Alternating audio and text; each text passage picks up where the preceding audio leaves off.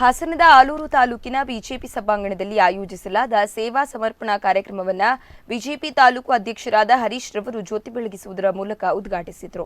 ಉದ್ಘಾಟನೆಯನ್ನ ನೆರವೇರಿಸಿ ಮಾತನಾಡಿದ ಅವರು, ನಮ್ಮ ಯುವ ಮೋರ್ಚಾದವರು ಬ್ಲಡ್ ಬ್ಯಾಂಕ್ ಕ್ಯಾಂಪ್ ಅನ್ನು ಮಾಡಿ ಸೇವಾ ಸಮರ್ಪಣೆಯಲ್ಲಿ ಭಾಗವಹಿಸಿ ಸಹಕರಿಸಿದ್ದಾರೆ.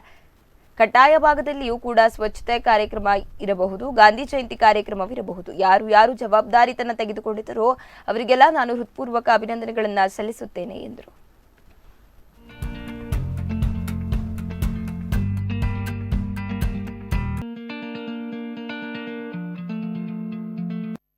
ಸೇವಾ ಸಮರ್ಪಣಾ ಕಾರ್ಯಕ್ರಮದಲ್ಲಿ ಪ್ರಧಾನಿ ನರೇಂದ್ರ ಮೋದಿಯವರ 71ನೇ ಹುಟ್ಟುಹಬ್ಬದ ಅಂಗವಾಗಿ ಇಡೀ ದೇಶಾದ್ಯಂತ, ಅದರಲ್ಲೂ ಎಲ್ಲ ಮತಗಟ್ಟೆಗಳಲ್ಲಿ ಕಾರ್ಯಕ್ರಮಗಳು, ಸೇವಾ ಚಟುವಟಿಕೆಗಳು, ರಕ್ತದಾನ ಶಿಬಿರಗಳು,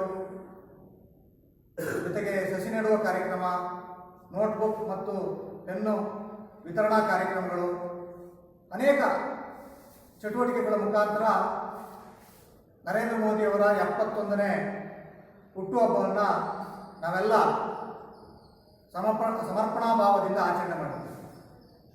ಇವತ್ತು ಒಂದು ಬ್ಲಡ್ ಕ್ಯಾಂಪನ್ನು ಮಾಡಿ ಅವರು ಕೂಡ ಈ ಒಂದು ಸೇವಾ ಸಮರ್ಪಣೆಯಲ್ಲಿ ಪಾಲ್ಗೊಂಡು ಸಹಕರಿಸಿದ್ದಾರೆ.